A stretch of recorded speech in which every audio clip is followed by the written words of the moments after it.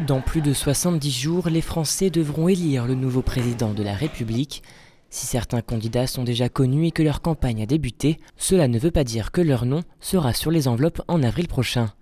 En cause, le nombre de 500 signatures imposées pour chaque citoyen souhaitant être candidat à l'élection présidentielle. En 2017, la liste représentait quelques 42 000 élus. Les personnes habilitées à présenter un candidat sont entre autres les maires, les présidents d'intercommunalités, les conseillers départementaux et régionaux, les députés, les sénateurs ou encore les représentants français au Parlement européen. Oui, c'est sûr qu'on est un peu choqué que quelqu'un qui arrive à des scores relativement importants n'aura peut-être pas forcément les parrainages. Simplement, si on retire ce système de parrainage, mais ce n'est pas 10 ou 12 candidats, c'est peut-être 30, 40, 50 qu'on aura. Je ne suis pas sûr que ce soit un moyen d'y voir clair. Donc il y a peut-être des évolutions à apporter, mais les supprimer me paraîtrait quand même aussi dangereux.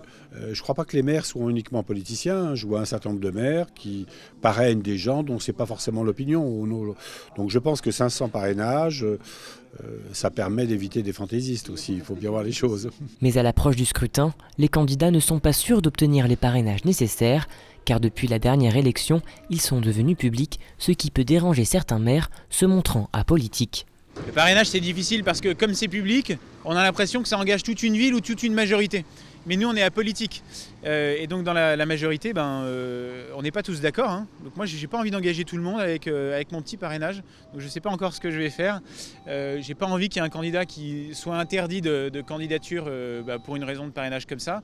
Et en même temps, j'ai pas envie non plus d'en soutenir un hyper publiquement, très fortement. J'aurai mon soutien à moi personnel, mais il faudrait qu'il n'engage que moi. Et le parrainage, il n'engagera pas que moi. Donc je pense que j'en donnerai pas, mais je sais pas. Je verrai. Pour le maire de Vitry-le-François, Jean-Pierre Bouquet, cette question de parrainage public n'est nullement un problème, bien au contraire. Moi, je pense que c'est une bonne chose, c'est de la transparence. On est en démocratie, on doit agir en transparence. Il est légitime pour un maire de soutenir un candidat. Ça ne veut même pas forcément dire, d'ailleurs, qu'il épouse ses thèses, mais qu'il veut permettre à une sensibilité de l'opinion de s'exprimer. Maintenant, que ce soit public est normal. Le citoyen a le droit de savoir pourquoi un tel ou tel a choisi tel ou tel candidat. Ça ne me gêne pas du tout.